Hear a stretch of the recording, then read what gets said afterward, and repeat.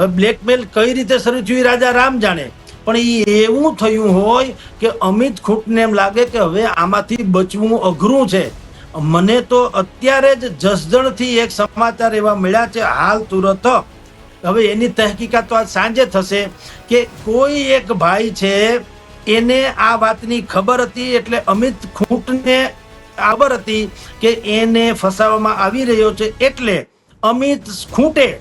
એમ કહેવાય છે કે જિગીસાબેનને, અલ્પેશ કથિરિયાને વગેરે વગેરેને કીધું તું કે તમે અમને બચાવો, નહીતર મારે કંઈક મરવું પડશે. જો કે આ વાત મેં કીધું હજી અધ્યાર છે, આ આપણે સત્તાવાર માની લેવું ન જોઈએ. આજ સાંજના વિગત કદાચ તમને મળી જશે, એ આવવાના છે ફોન ફટાકા. પણ જે હોય તે અમિત ખૂંટ ફસાઈ ગયા એ તો એણે પોતે કબીલું, અને સૌરાષ્ટ્રમાં પદ્મકાંતભાઈ એ હકીકત છે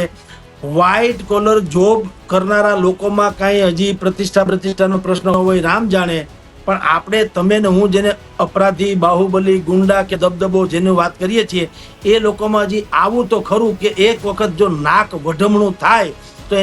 એને ના કરતા તો કાયા કુરબાન કરી નાખવી સારી. એટલે અમિત ખૂંટનું અતિશય બ્લેકમેલિંગ થવા માંડ્યું હશે,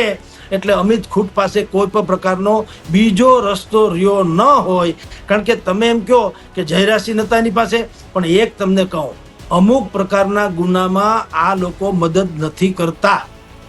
આ અનિરુદ્ધસિંહ જાડેજા અને એના દીકરા રાજદીપસિંહ એના વિશે પણ એવું કહેવાય છે કે તમે મારકૂટ કરીને ક્યાંય આવો તો ઠીક છે, એ બધામાં હજી પડે, પણ અમુક પ્રકારના એટલે ચારિત્રશીલની કોઈ વાતો તમે કરો, તમે કોકની બેન દીકરીને ફસાવો કે એવું કંઈ કરો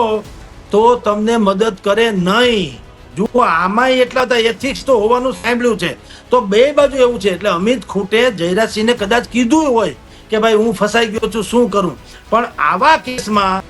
એ લોકોએ કીધું હજી કોઈ બાબત તને પૈસાથી માંડીને ગુંડા સુધીની કે માણસો સુધીની વાત કરી દઈએ, પણ આ જે કેસ છે એમાં કંઈક હેલ્પલેસ વાળી વાત થઈ હોય, એટલે અમિતભાઈ અંતે ઝાડવે ટીંગાઈ જવું ઉચિત માન્યો.